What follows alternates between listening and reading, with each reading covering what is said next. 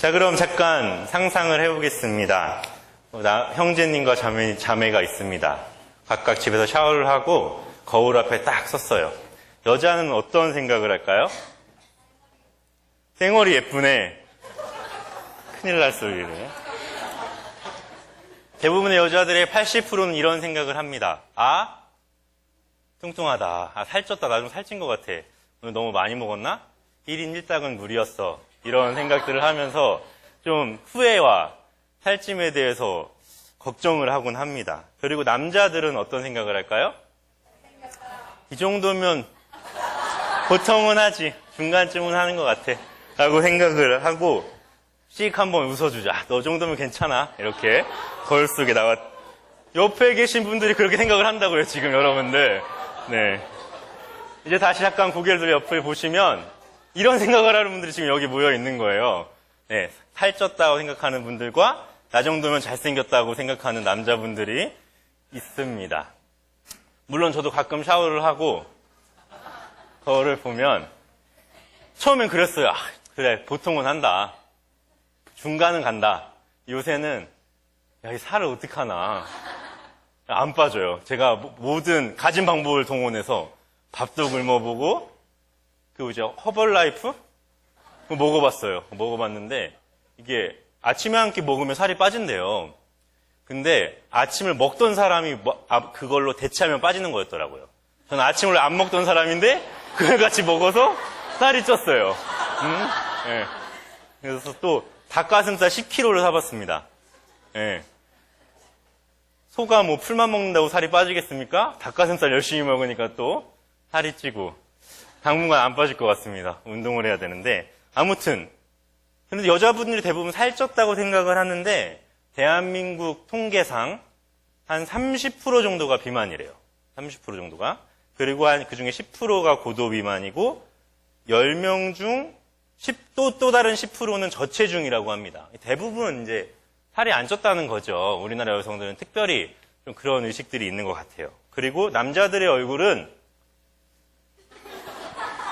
다 아시죠? 네, 판단이 되시잖아요. 객관적인 지표가 없지만 우린 다 중간은 하는 것 같아요. 네. 제가 뭐라고 하겠습니까? 끝나고 인사해야 되는데. 네. 아무튼 여성들은 대부분 자신들의 외모에 빡빡한 기준을 내밉니다. 좀 더 이뻤으면 좋겠다. 좀 더 아름다웠으면 좋겠다. 이것만 고쳤으면 좋겠다. 그리고 남자들은 별로 그런 관심 없어요. 나 정도면 괜찮아. 이렇게 사는데 이것 때문에 좀 재미있는 현상이 일어납니다. 예를 들어볼게요. 연인이 함께 영화관에서 영화를 봅니다. 남자 주인공을 누구로 해볼까요? 에? 남자 주인공을 장동건? 강동원. 편하게 제가 써왔어요. 원빈으로 했습니다. 원빈으로 하고 여자 주인공을 수지로 해보겠습니다. 이거 봐, 벌써 반응이 별로예요, 여자들. 원빈, 우와 이러다가 수지, 아무튼 제가 뭐 수지를 좋아하는 건 아닙니다. 정말이에요. 예. 아무튼 그 영화가 한 중반쯤 다다랐을 때 배우들이 바닷가에 딱 다다랐습니다. 원빈이 근육질 몸매를 딱 드러내면서 눈이 하트가 되시면 안 돼요. 네, 상상만 하시고 바닷가를 걷고 있고 옆에 수지가 새하얀 드레스를 입고 걷습니다. 이렇게 행복한 표정들 설교할 때 내가 본 적이 없어요. 여러분들. 네, 다 그렇죠 뭐. 아무튼 그런데 이때 여자들의 시선은 어떻게 이동할까요? 처음엔 누굴 보죠? 원빈을 봅니다. 원빈 잘생겼다. 원빈의 딱 튼튼한 몸을 딱 보다가 옆에 좀 걸리적거리는 게 있잖아요. 네, 수지한테 딱 시선이 이동합니다. 그러고 뭔가를 찾기 시작해요. 뭐 좀 고친 것 같아. 뭐 좀 고쳤고 며칠 동안 쉬었던 이유가 있어. 막 이런 걸 생각하면서 고친 걸 찾고 이렇게 남자친구가 소근거립니다. 야, 성형했어, 성형. 코도 했고 눈도 했어. 그리고 심지어 이런 얘기도 하죠. 나도 하면 쟤만큼은 돼. 네, 벌써 한숨들이. 네. 남자친구랑 있어서 이 정도인 거예요. 남자친구랑 있어서. 만약에 이거를 집에서 소울메이트 한 2-3명과 함께 치킨을 먹으면서 보고 있다. 여자 연예인은 어떻게 될까요? 네, 없는 사람이에요, 이미. 네. 과거부터 시작해서 뭘 했는지 더 잘 알아, 그 사람들보다. 근데 그 얘기를 끊임없이 하고 그 사람을 거의 회생 불가능으로 만들 때가 있습니다. 어떻게 그렇게 많이 알고 있는지 저도 잘 모르겠어요. 그래 놓고 또 거울 보면 어떡하죠? 아, 살쪘어. 아, 어떻게 하지? 방금 치킨 먹은 거 어떻게 하지? 뭘 어떻게 해요? 자기가 먹었는데 살이 안 빠집니다. 그러면 여러분. 아무튼 여자의 시선이 이렇게 원빈으로부터 수지로 옮겼다면 남자는 어떻게 할까요? 수지로부터 시작해서 수지로 끝나죠. 한결같아요. 변하지 않습니다. 한결같이. 원빈은 보입니까? 안 보입니까? 안 보이죠. 절대 보일 리가 없어요. 원빈은 그냥 잘생긴 애.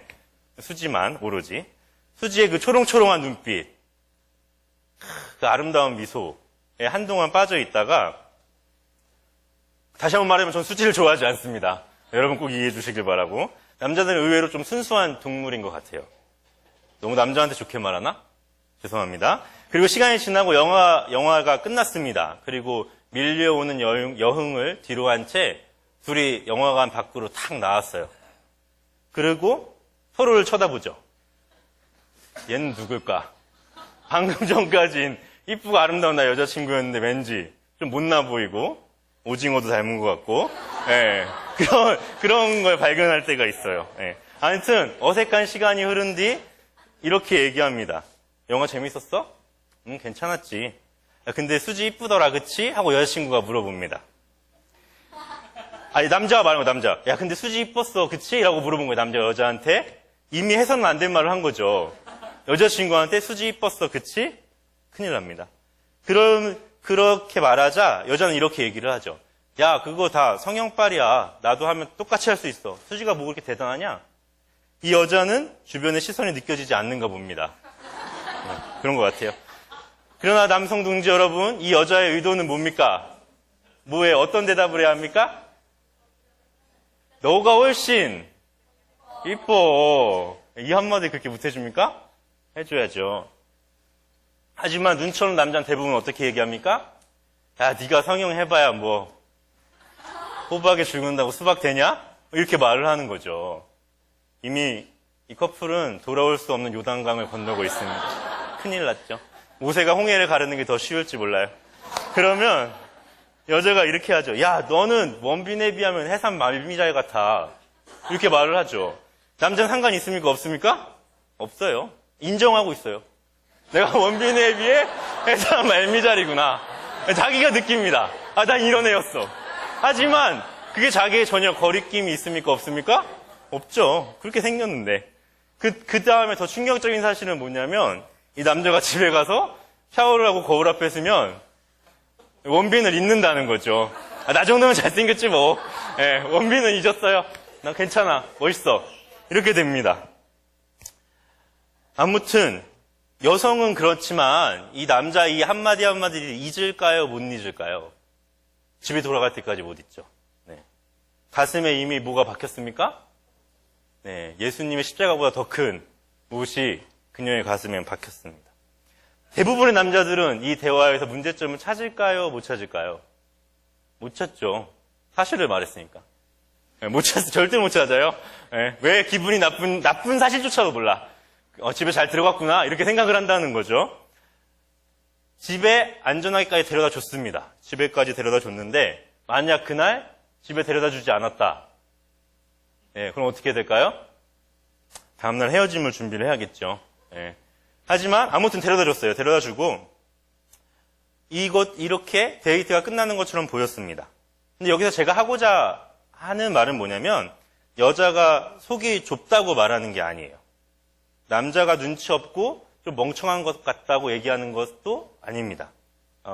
여자는 남자보다 훨씬 감성적이고 아름다움에 대해서 민감합니다. 좀 이뻐 보이고 싶고 인정받고 싶은 말을 듣고 싶어 한다는 거죠. 여자들은 그걸 위해서 좀 더 꾸미고 아름답게 하고 싶은 욕구가 누구에게나 있습니다. 그렇다면 남자는 어떨까요? 남자들은 굉장히 단순해서 데이트를 끝나고 돌아가는 순간까지 뭘 잘못했는지 모른다고 했죠, 제가.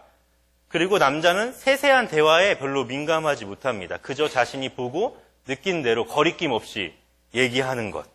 융통성 없는 바보일 가능성이 굉장히 높아요, 남자들은. 네. 여자들은 수지와 자신을 비교하는 모습 속에서 뭘 느낄까요? 섭섭함, 아쉬움, 속상함을 느낍니다. 그리고 수지를 향한 불타는 복수심을 갈고 있습니다. 남자들은 원빈에게 악감정을 갖는다, 안 갖는다? 아니, 그런 거 필요 없어요. 네. 남자는 눈으로 보는 거에 약하기 때문에 영화가 끝나고 수지도 이제 없어졌잖아요. 영화가 끝났잖아요. 그러면 수지에게도 별다른 감흥이 있을까요? 없을까요? 별로 남아있지 않아요. 네. 그제서야 자기 여자친구가 눈에 들어오는 거죠. 열심히 보고 있다가. 데이트 내내 꽁이 있는 여자친구가 마음에 걸리긴 하지만 집에다 잘 데려다 주었기에 걱정 없이 룰루랄라 집으로 돌아와서 자신이 해야 하는 일을 곧장 합니다. 컴퓨터로 발을 남자가 띡 켜고 남자들이라면 해왔을 게임들을 하죠. 혹시 리그 오브 레전드라는 게임을 아십니까? 여러분 되게 경건한 생활을 하시는군요. 아무튼 스타크래프트는 아시죠? 이것도 모르시나요? 그래요. 모를 수도 있어요. 만약 이렇게 돌아갔는데 여러분들이 여자친구와 남자친구랑 헤어져 돌아갔는데 남자친구가 통화에 좀 건성건성한다. 대화의 주제와 어긋나는 이야기를 한다. 그럼 100% 게임을 하고 있을 가능성이 높습니다. 조심히 보셔야 돼요. 걸리면 그냥 계정을 삭제하면 돼요. 네, 다 없애버리셔야 합니다. 왜냐하면 굉장한 게임이거든요. 네, 마약과 같은 게임 하면 안 됩니다. 아무튼 남친은 게임에 접속하면 대충 이렇게 카톡을 남길 거예요. 오늘 너무 즐거웠어. 푹 쉬어. 영혼이 안 담겨있죠. 네, 그냥 인사. 남자의 속뜻은 뭘까요? 야, 오늘 데이트 잘했으니까 내가 열심히 게임해야지. 여자가 답장을 합니다. 그래, 쉬어. 점점점. 여자들은 다 눈치챘어요. 네, 이 점점점에 무슨 의미가 있을지. 네, 우리가 눈여겨봐야 할 것은 바로 이 말 줄임표입니다. 네, 여기엔 굉장한 의미가 담겨져 있어요. 난 아직도 나를 수지와 비교한 뭐가 있나요? 수지와 비교한 너가 기분이 나쁘다. 그리고 뭐가 날아다니나 봐요? 여러분들이 훨씬 큽니다. 그 곤충보다. 걱정하지 마세요. 네. 그리고 집까지 오면서 내 기분을 풀어주지도 않고 어떻게 집에 그냥 보낼 수 있지? 지금이라도 내가 너에게 기회를 줄 테니까 내 기분을 풀어줘. 이 의미가 뭐에 담겨있다? 점점점에 담겨있는 거예요. 남성 여러분. 잘 하셔야 합니다. 그런데 그래 쉬어 점점점은 더 무서운 대답이 있어요. 응? 알겠어. 아무것도 없이 이모티콘도 없이 그냥 이러면 너와의 관계를 다시 한번 생각해보겠다. 난 너가 싫어졌어. 너 나한테 이럴 수 있어. 넌 남자도 아니야. 이런 의도죠. 조심하셔야 됩니다. 남자분들. 이 짧은 대화 안에 많은 것이 담겨져 있어요. 아무튼 남자는 그래 쉬어라는 글을 봤잖아요. 그리고 게임을 시작했어요. 이미. 대우주 전쟁이 시작됐습니다. 꼭 이겨야만 하는 1시간의 사투가 시작이 된 거예요. 그럼 답장을 보낼까요? 안 보낼까요? 안 보내죠. 그런데 여기 포커스가 있어요. 여자가 본 카톡에 뭐가 없어져 있습니까? 그렇죠. 마의 숫자 1이 사라져 있습니다. 큰일 난 거죠. 읽었다는 거예요? 안 읽었다는 거예요? 읽었다는 거죠. 여자는 뭘 기다립니까? 답장을 기다리죠. 답장. 10분이 흐르고 20분이 흐르고 여자는 핸드폰을 손에 꼭 쥔 채로 이런 행동 중에 하나 선택할 가능성이 굉장히 높습니다. 첫째, 여린 성격의 소유자일 경우 침대로 달려가 베개나 이불을 끌어안고 울 준비를 할 가능성이 있고요. 둘째로는 남자친구한테 이뻐 보이기 위해 참았던 음식들을 과다 섭취할 가능성이 있습니다. 네. 셋째로는 고개를 끄덕이시는 분들이 굉장히 많아요. 소울메이트를 만나서 남자친구의 지금 오늘 했던 이 어처구니 없는 일들을 다 털어놓고 이해받기를 바랄 수 있습니다. 그런데 이 세 가지 행동 중에 공통점은 뭐냐면 여자가 여전히 남자의 카톡을 기다리고 있다라는 거죠. 1시간이 지났어요. 2시간이 지나면 여자는 어떻게 생각할까요? 나에 대해서 사랑이 떠났구나. 나쁜 자식. 헤어지겠어. 이런 마음을 품게 될 가능성이 농후합니다. 남자는 이 1시간 동안 무슨 생각을 할까요? 여전히 아무 생각이 없어요. 여전히 아무 생각이 없고 내가 즐겼던 게임에 승리를 했어요.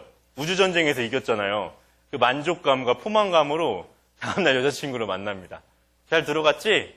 온열에 서리가 내리고 있죠. 잘 들어가긴 뭘 잘 들어갔어요. 이렇게 이해할 수 없는, 섣불리 서로 파악할 수 없는 일들이 이 남자와 여자의 관계 속에 있습니다. 이야기가 너무 흘러간 것 같은데 이 문제의 발단은 어디서부터 시작할까요? 제가 지금 여러분들에게 연애 특강을 하고 있다면 이렇게 끝을 맺을 겁니다. 여자와 남자는 본질적으로 좀 다르게 생각을 합니다. 여자는 속상한 마음이 회복되길 원하고 감정 없는 100마디의 말보다 따뜻한 한마디의 말을 더 기다립니다. 날 소중하게 생각하는 태도에 감동을 하고 깊이 생각하지 않은 행동을 싫어합니다. 그런데 남자는 그런 여자의 행동을 알 가능성이 10% 미만입니다. 그렇기 때문에 서로 이해하고 배려하고 대화를 해야 합니다. 그것이 연애생활 가운데 가장 중요한 것입니다. 라고 끝맺겠지만 우린 여기서 좀 더 고민을 해봐야 합니다. 이 이야기의 시작은 아름다움에 대한 관점으로부터 시작을 합니다. 아름다워 보이는 것, 나는 지금 살 빼는 것, 혹은 옷을 사는 것, 이쁜 것, 이 아름다운 관점들. 여기 계신 수많은 자매 여러분들에게 묻겠습니다. 지금 내 얼굴과 몸매에 만족을 하신다. 손을 들어봅시다. 한 명, 유혜은이에요. 어떻게 생겼는지 모르시죠? 유혜은 혼자. 또 있습니까? 한 분 계셨습니다. 자, 형제 여러분, 나 정도면 괜찮았지라고 생각해 본 적이 있다. 거울 앞에서. 손 들어봅시다. 용기 없는 남자들이요. 난 그런 적이 있다. 나 정도면 괜찮아요. 보통은 해요. 손 들어봅시다. 다 그렇게 생각 안 한다고요? 뒤에 한 분, 손 드셨네요. 거짓말들을 하고 있어요, 여러분들. 네. 그런데 대부분의 지체들은 자신들이 아름다운 것에 대해서 만족하지 못하고 있습니다. 우리는 어떠한 기준으로 이 아름다움을 평가하고 있는 것일까요? 우리들은 이 아름다움이라는 단어를 대부분 미디어를 통해서 습득합니다. 즉, 문화 매체의 영향을 많이 받고 있다는 것이죠. 제가 은연중에 이 아름다움이라는 단어와 외모를 혼용해서 사용했습니다. 외모를 말할 때 아름다움을 얘기하기도 했고요. 아름다움을 마치 외모처럼 얘기하기도 했지만 여러분들의 대부분은 거부 반응을 느끼지 않았습니다. 그런 거부 반응이 들지 않는 이유는 많은 매체 가운데서 이 단어를 외모를 평가할 때, 겉모습을 말할 때 많이 사용을 하고 있다는 것입니다. 대중매체는 끊임없이 우리에게 미적 기준을 각인시키고 있습니다. TV에 나오는 탑 클래스의 연예인들, 남자 연예인이 됐든 여자 연예인이 됐던 그들은 수백 명, 수천 명 중에 한 명 나올까 말까 한 사람이잖아요. 200명 있는데 지금 한 사람이 없잖아요. 그렇죠? 네, 연예인이 없잖아요, 지금.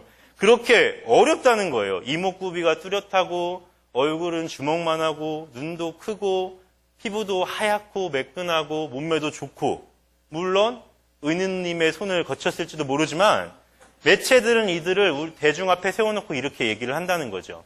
이것이 아름다운 것이다. 이것이 미적 기준이다. 너희들이 이 사람을 좀 따라와야 된다. 이렇게 아름다워져야 정말 아름다운 것이다. 라고 얘기를 한다는 것입니다. 그런데 이것이 과연 진실입니까? 사실입니까? 가장 톱클래스의 연예인들이 찍는 광고는 뭘까요? 화장품입니다. 화장품 광고. TV에서 저는 그 광고들을 보면서 한 번도 그 구성품이 어떤 거고 그것이 어떤 효과가 있고 또 어떤 기능을 하는지 몸에 얼굴에 무슨 작용을 하는지 본 적은 단 한 번도 없습니다. 무엇을 나타냅니까? 아름다운 피부, 이쁜 얼굴, 화려한 조명, 잡티 없는 얼굴 이것들을 보여주면서 이렇게 되라고 요구한다는 거예요. 뭘 요구합니까? 이 화장품을 쓰면 누구처럼 될 수 있다. 이 연예인처럼 될 수 있다. 라고 말을 하는 거죠. 얼굴이 동안이어야 하고 보조개도 있으면 좋고 몸매가 S라인을 가진 사람이 아름다움의 기준이 되어버렸다면 여러분들은 그것 가운데 좀 불편함을 느끼십니까? 아니면 그것에 순응하고 계십니까? 여성의 아름다움이 미의 기준이라면 남자의 아름다움은 어떤 게 기준이 돼 있을까요? 능력이죠. 능력. 얼마나 돈을 벌 수 있는가? 얼마나 번듯한 직장을 가졌는가? 얼마나 열쇠가 많이 있는가? 네, 그게 중요해진 세상입니다. 저도 열쇠가 한 10개 정도 있어요. 다 교회 열쇠예요. 제게 하나도 없어요. 아무튼 미디어는 무섭도록 이런 것들을 강조하고 부각시키고 있습니다. 지금 우리가 말하는 이 아름다운 것은 결코 죽음 이후를 바라보고 있지 않다는 것이죠. 죽음 이후에 이것들이 가치가 있습니까? 헛되고 헛된 것들입니다. 시편 89편 47, 48절을 보면 다윗은 이렇게 고백을 합니다. 나의 때가 얼마나 짧은지 기억하소서. 주께서 모든 사람을 어찌 그리 허무하게 창조하셨는지요. 누가 살아서 죽음을 보지 아니하고 자기의 영혼을 스올의 권세에서 건지리까.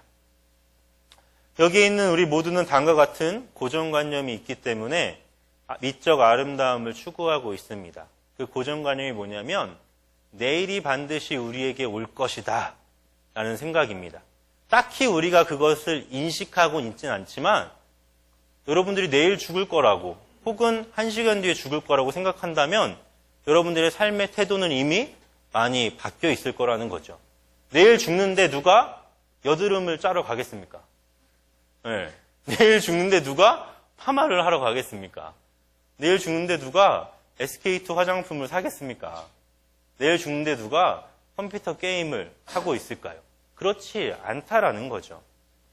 외모 지향적인 아름다움, 내가 육체에 원하는 것들은 반드시 한계가 옵니다. 나이가 들어서 피부가 쭈글쭈글해지고 윤기가 없어지는 순간, 예전 같은 몸매가 유지되지 않는 그날이 도적같이 우리에게 도래합니다. 심지어 우리가 지금까지 말하지 않았던 내적인 아름다움 역시도 마찬가지입니다. 내적인 아름다움, 세상이 말하는 선한 사람, 세상이 말하는 기부를 많이 하는 사람, 세상이 말하는 고아를 많이 돌본 사람, 세상이 말하는 봉사활동을 많이 간 사람, 그들의 내적 아름다움 역시도 정확히 죽음 앞에서는 아무것도 아닌 것이 됩니다. 세상은 오로지 현재의 삶만을 이야기하고 있습니다. 현재 즐기는 것, 나를 아름답게 치장하는 것, 내가 더 기쁨과 감동을 느낄 수 있는 것. 혹시 아직 하나님을 구주로 받아들이지 못하시는 분이 있습니까? 세상의 모든 사람은 하나님을 믿든지 믿지 않던지 간에 반드시 한 가지의 결말로 끝을 맞이합니다. 그것이 바로 아까부터 얘기한 죽음이라는 것입니다. 어떤 이들은 죽음을 인생의 끝이라 얘기를 합니다. 정말 그것이 끝이라면 저는 제 인생 가운데 힘들었던 나날들, 정말 울 수밖에 없고 지칠 수밖에 없던 그 순간 가운데 저는 제 삶을 붙잡고 있지 않았을 것 같습니다. 무엇하러 아둥바둥 살 필요가 있겠습니까? 죽음이 정말 끝이라면 뭐하러 수능 공부를 하고 뭐하러 좋은 직장을 가고 뭐하러 행복을 추구합니까? 결국 그것은 끝이 있다면 죽음 앞에서 그건 결국 아무것도 아닌 것이라는 거죠. 그런데 성경에서 오늘 읽은 말씀에서 이렇게 얘기합니다. 이미 우리가 죽었던 사람들이다. 너희가 죄와 허물로 죽었었다라고 말을 하죠. 우리 2장 1절을 함께 읽어보도록 하겠습니다. 시작.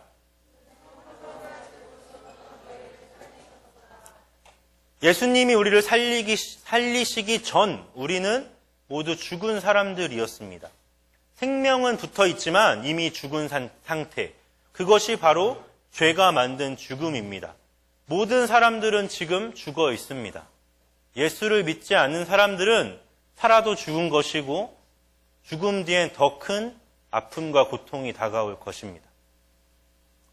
죄가 있는 모든 사람은 이미 죽어 있다는 것이에요. 왜입니까? 그들에겐 천국의 소망, 하늘의 소망이 없기 때문입니다. 그들이 겪는 죽음이야말로 진짜 죽음입니다. 그러한 우리를 살리기 위해서 누가 오셨습니까? 바로 예수 그리스도. 본문 말씀 2절처럼 세상의 풍조를 따르고 공중의 권세 잡은 자들을 따르고 있던 우리들을 위하여 예수님이 오신 것입니다. 3절을 보십시오. 같이 읽겠습니다. 전에는 우리도 다 그 가운데서 우리 육체의 욕심을 따라 지내며 육체와 마음이 원하는 것을 하여 다른 이들과 같은 본질상 진노의 자녀이었더니 이것이 바로 죄인들의 습성입니다. 하나님의 창조물인 우리가 하나님의 뜻과 하나님의 비전을 바라보지 아니하고 그분을 떠나 나의 욕심과 나의 육체와 마음에 원하는 것을 행하는 것, 그것이 바로 죄입니다. 사도 바울이 지금 이야기하는 것이 무엇입니까? 너희가 세상 가운데 세상 것을 쫓고 권력을 앞세우며 설령 좋은 것을 할지라도 육체가 가는 대로 마음이 쏠리는 대로 너희가 아무리 발버둥을 칠지라도 너희들은 이미 죽어있던 사람들이라는 것입니다. 누구를 만나기 전까지 우린 죽은 사람들이었습니까? 바로 예수님. 여러분들은 지금 산 사람들입니까?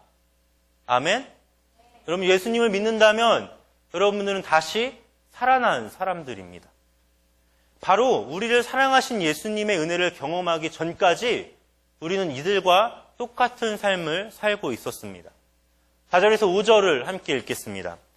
긍휼이 풍성하신 하나님이 우리를 사랑하신 그 큰 사랑으로 인하여 허물로 죽은 우리를 그리스도와 함께 살리셨고 너희는 은혜로 구원을 받은 것이라. 세상에서 가장 아름다운 사건, 우리가 추구하는 세상의 외적과는 전혀 비교할 수도 없는, 우리가 아무리 추구해도 이루어 수 없는 내적인 아름다움과 비교할 수 없는 가장 큰 아름다움이 바로 예수님의 십자가 사건입니다. 하나님께서 우리를 향한 그 큰 사랑을 주체하지 못하셔서 예수님을 보내시고 그분으로 하여금 우리의 죄를 대속하셨습니다. 십자가를 지게 하신 놀라운 사랑, 죽음 앞에서 굴하지 않는 아름다움, 죽음 이후에도 우리와 함께 하고 있는 예수님의 아름다움이 지금 여러분에게 주어진 구원의 은혜인 줄을 전 믿습니다. 세상 모든 것은 죽음 앞에서 가로막힙니다. 그러나 단 하나, 죽음조차 뛰어넘는 숨막히는 아름다움이 지금 여러분에게 주어져 있습니다. 죽음조차 감히 감당할 수 없었던 하나님의 사랑, 온 인류를 향해 쏟은 그 하나님의 사랑이 다른 곳이 아니라 바로 여러분 가슴에 지금 살아 숨쉬고 있다는 것입니다. 사랑하는 젊은이 교회 청년 여러분, 예수님은 여러분이 죄악과 허물 가운데 있는 것을 원치 않으셨습니다. 예수님은 여러분이 세상 풍조를 따르고 공중의 권세 잡은 자를 쫓는 걸 원치 않으셨습니다. 예수님은 더 이상 우리가 죽어 있지 않기를 원하셨습니다. 예수님은 우리 때문에 죽으셨고 우리를 죽음에서 끌어내신 후에 부활하셨습니다. 이 사실을 믿으십니까? 아멘. 그것이 복음입니다. 그런데 왜 다시 그 길로 돌아서려고 하십니까? 그런데 왜 세상과 다시 같아지려고 하십니까? 그런데 왜 하나님의 아름다움이 우리의 삶에선 보이지 않습니까? 제가 이 설교를 준비하면서 미치도록 고민했던 질문들입니다.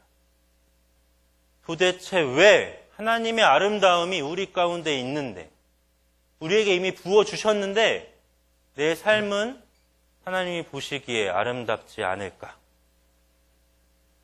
깊은 고민과 의문에 빠졌었습니다. 저 질문에 나는 누가 나에게 묻는다면 어떤 대답을 할 수 있을까? 하나님은 저에게 딱 한 가지를 요구하셨습니다. 그것은 바로 회개였습니다. 세상이 변한다 하여도, 세상이 예수님의 아름다움을 무너뜨리려고 한다 하여도 복음의 가치는 절대 변하지 않습니다. 예수님이 오셔서 가장 처음 하셨던 한마디, 회개하라, 천국이 가까이 왔느니라. 우리가 구원을 얻었음에도 믿음을 가졌음에도 불구하고 변하지 않는 이유는 철저한 회개가 우리의 삶 가운데 나타나고 있지 않기 때문입니다. 죄가 무엇입니까? 이미 우리를 죽게 하였던 예수님의 십자가의 보혈로만 깨끗하게 할 수 있는 악함. 다른 어떠한 것으로는 전혀 해결할 수 없는 지옥으로 가는 티켓. 그것을 하나님은 해결하셨습니다. 사랑하는 성도 여러분, 회개는 이런 것입니다. 회개는 죄를 짓는 자신이 견딜 수 없어지는 것. 회개는 내가 죄인임을 인정하는 고통스러운 순간. 회개는 이미 죄를 짓는 것에 익숙해져 버린 나를 하나님 앞에 다시 끄집어내는 일. 회개는 나의 의와 행위를 부정하는 것이고, 회개는 하나님께로 돌아서며, 회개는 하나님께 복종하는 것입니다. 사람은 속이되 하나님은 속일 수 없습니다. 여러분들의 삶에 진정한 회개가 있습니까? 전 그렇지 않았습니다. 죄를 짓고 죄책감이 있고 마음에 조금 부담감이 있을 때 저는 교회에 와서 무릎을 꿇었습니다. 그리고 이렇게 기도했어요. 하나님 죄송합니다. 용서해 주세요. 그리고 나의 마음은 홀가분해졌습니다. 그리고 다시 세상으로 나가 동일한 죄를 짓고 더 심각한 사실은 그 죄를 다시 지었을 때 아무런 느낌도 들지 않는다는 것입니다. 나를 의인으로 여기게 되고 구원받았던 사실에 안주하고 있었습니다. 전혀 하나님의 아름다움을 내 삶 속에서 나타낼 수 없었습니다. 예수님의 죽음을 넘어섰던 그 아름다움에서 등을 돌려 다시 죄악의 구렁텅이로 걸어가고 있었습니다. 정말 회개하고 사십니까? 아니면 저와 같은 거칠애로 하나님을 만나고 계십니까? 이제 우리 하나님을 붙잡을 때입니다. 날 너무나 사랑하셔서 십자가를 담당하신 그분의 아름다움이 내 안에 있다면, 그러면 철저한 회개로 죄를 없애실 때 그 아름다움은 자연스럽게 나타날 것이라 믿습니다. 죄와 타협하지 않고 하나님께 부르짖으며 기도의 시간을 늘릴 때입니다. 성경을 읽어야 합니다. 말씀대로 살아야 합니다. 절대 이것은 고리타분한 것들이 아닙니다. 힘든 것이 아닙니다. 어리석은 것이 아닙니다. 하나님이 보시기에 가장 아름다운 것일 줄 믿습니다. 여러분들 안에 세상이 가지지 못한, 세상이 줄 수 없는 오직 하나님만이 주신 예수님의 사랑, 죽음을 뛰어넘는 아름다움이 있습니다. 세상 가운데 나아가서 마음껏 그 아름다움을 자랑하시길 바랍니다. 여러분들, 죄가 그것들을 가리고 있다면, 하나님의 얼굴을 내게서 멀리하고 있다면 그것을 먼저 해결하시고 주님의 놀라운 사랑을 전파하시길 간절히 소망합니다.